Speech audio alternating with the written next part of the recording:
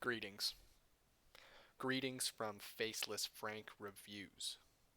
Today we are reviewing Brian Lee Durfee's Schmogettin' Schmoon. No, Forgetting Moon, written by this dude.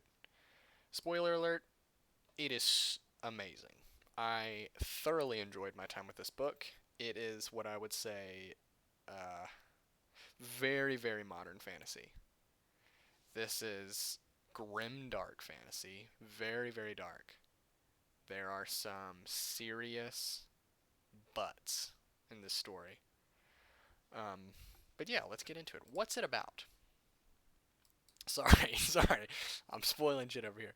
What's it about? It is about a kingdom. It's about religion. It's about horn dogs. Let me write that down. Horn dogs. Serious horn dogs. Um, but let's consult the map.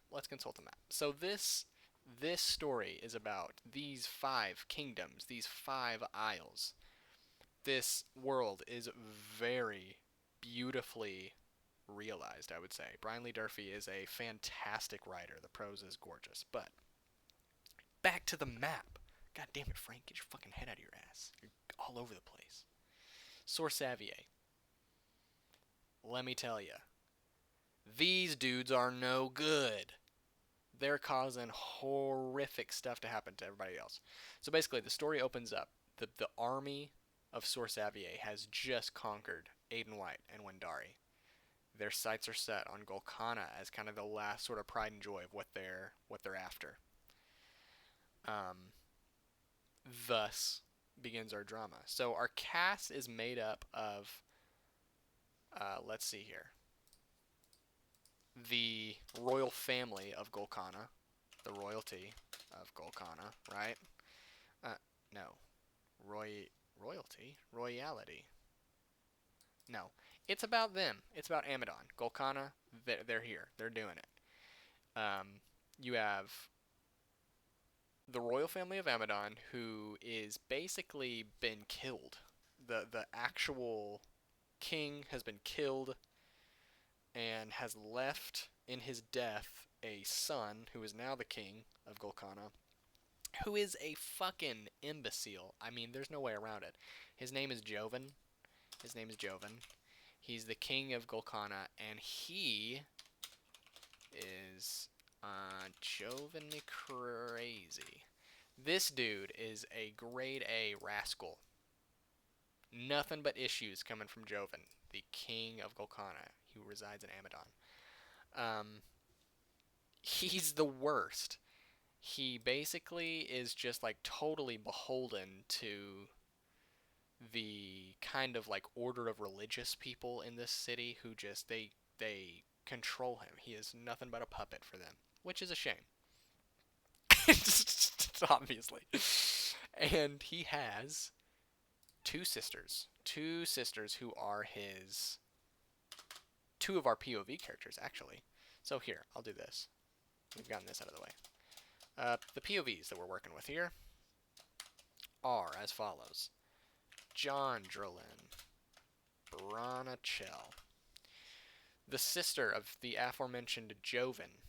She is I'm trying to think of even how to describe her character. She is like this very stubborn, almost like Nynaeve from Wheel of Time. I haven't read a lot of Wheel of Time, but I know enough to say that she's very much like Nynaeve, like this very stubborn, headstrong, my way or the highway type of character who is very committed to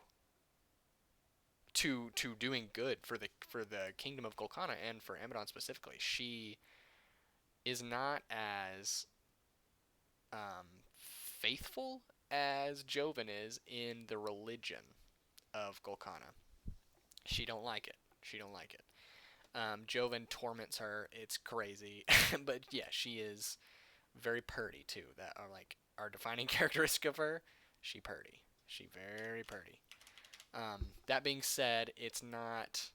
It's very easy to look at this character and be like, oh, she's just kind of like a walking set of tits to write about. But it's Brian Lee Durfee is not doing any of this on accident. I will say that. With how he describes characters and sets them up with their roles within the story are very it feels like he's almost almost to a fault trying to set up these super obvious roles that all of our characters are supposed to fit in. Um, that I feel he's going to twist around and um, play with quite a bit, and I'm excited to see that because I this is a trilogy. I probably should have said that earlier. I'm like a quarter of the way into the second book right now, but I just finished this one. It's awesome. Let's continue. Jondralyn. Boom. POV. The next one is her even younger sister, Tala. Um, sister of Jondralyn and Joven. I'll say. Oh wait, no, he's not a POV. Joven the king. Tala is by far my favorite character in this book. She is royalty in Abaddon, and her chapters are just literally just kind of like the politics that are going on in Abaddon, and it is unbelievably engaging. One of the best plots I've read for just political intrigue and political maneuvering. I love it. It's very, very similar to like Sansa chapters in A Game of Thrones.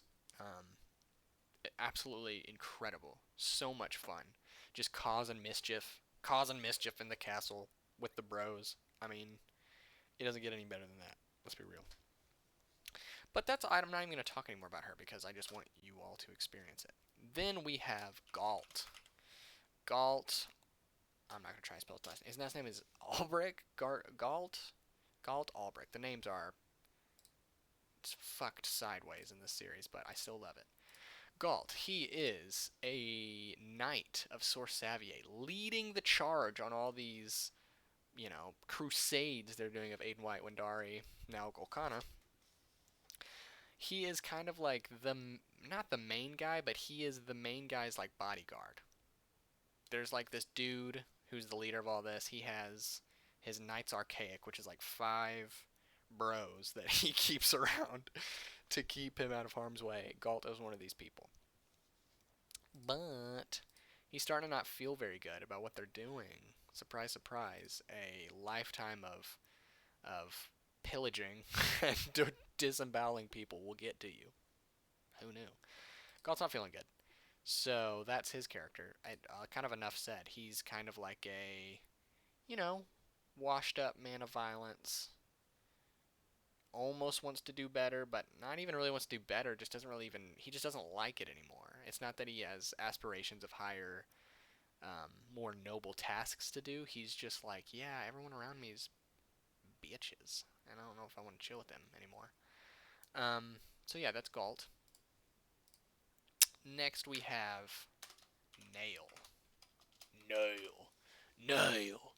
Nail. He is in he's in Gallows Haven down here in Golkana. He is the classic sort of farm boy at home setup here. Yeah, he's a little fisherman dude, but he's also a bastard. It's the very also the trope of like, oh, who's his parents? We don't know. But she's the key to solving everything. We'll see where that goes. He does have a cool chapter. I mean, you get kind of countryside-esque sort of seaside village vibes here in Gallows Haven. You get all the classic sort of accoutrements that go along with that. He's got an ensemble of friends. He's got a friend who's super handsome. He's got a friend who's dumb. He's got a friend who is an asshole who just, is mean. That being said, there's some gut-wrenching shit that happens in this book that, like, I don't know. The thing I appreciate about Nail as a character is that he's definitely not the, I don't know how to describe it. He's not like, Rand al'Thor or Jon Snow or these other bastards who are like, we don't know who your parentage is, and that's kind of the reason you're cool. Nail is a very complex character on his own. There is a decision that he makes early on in this book that is seriously not cool. And it kind of haunts him throughout the rest of his chapters, as it should. He does something horrific. I'm not even going to say it just because it's that bad, what he does. And that's tough. That's tough to deal with, obviously. I mean, we don't like it. We don't like tough decisions. I want an easy decision, right? But that's it for now. And are those the main? Are those them? I'm pretty sure that's it. Those are the main ones. He also though he does the thing where he'll throw in like some POVs here and there of like kind of tertiary characters or secondary characters, and it's really nice. Sometimes I don't like when authors will do that. If it's I'm trying to think of one, but you know what I'm saying. When the POV will switch to somebody that you're like, I don't give a shit about what you're doing. He always kind of he'll pick a POV to throw in, and you're like, oh god, I didn't even realize I wanted this right now, but this is exactly what I needed and exactly what the plot needed, and it's just blending perfectly. And that's also something I wanna really nail home here with these characters. They are beautifully woven together. Beautifully woven together. I mean, I haven't seen POVs interact like this in a way that you can tell they're all connected, but there's so much distance between them. Um, it's lovely. It's just a joy to read, and yeah, those are the characters. That's what it's about. Everyone should read this. The writing is gorgeous. I will say I've read some reviews online that kind of overhype the writing. I do think it's gorgeous. He is able to paint a picture just masterfully. I'm never You're never gonna read it and be like, no, no, hold on, what are we doing? What's going on? It's always very clear. That being said, there is some violence in this book that I would say did not really land exactly how I think Mr. Durfee wanted it to land. It doesn't always have that sort of razor sharp, sophisticated edge that something like Game of Thrones would have. Um, Now there is that in this. He is able to hit those marks. I would say 70% of the time, but I'm thinking of a few scenes in particular where an extraordinarily violent things happen, and you just almost want to giggle because you're like, what the fuck was that? Brian, what are we? I don't know. That was weird. So there are a few of those, but it never really took me out of the story. Always enjoyable. And what else is there to say about this other than it's just badass? This book is badass, and it's so engaging. I mean, you're gonna start the book, and then 400 pages are gonna go by, and you're not even gonna have finished wiping your ass. So that's where we're at with that. I'm gonna give it on a scale of maybe 1 to 42. I'm going to give it like a 38 point. Let's just give the full ensemble. 38.1 through 9. I mean, it feels good. It feels good. That feels like an accurate rating. And yeah, everyone should go read this book. If you like Game of Thrones, if you like um, dark stories. I would say Joe Abercrombie. I mean, that's the most obvious one to go to next. Of like, well, if you like Joe Abercrombie, go get this, because that's grimdark. But they're wildly different in terms of the way they read. But the themes and the level of violence is comparable. This, I would say, is actually quite a bit more violent than something like First Law. And trigger warning. Maybe I have not driven this home enough during this. Maybe what I'm just now realizing. This book is fucked up. Seriously. No, no, no. Seriously. There are some grade A fantasy rascals in this book that will just piss you off. But that's what you're rooting against. This is not a You clearly know who you're rooting for and rooting against. Now, that doesn't mean that the people you're rooting for are lovable teddy bears, but you definitely have a side that you want to prevail, for sure. For sure. Um, God damn, I'm rambling. It's good.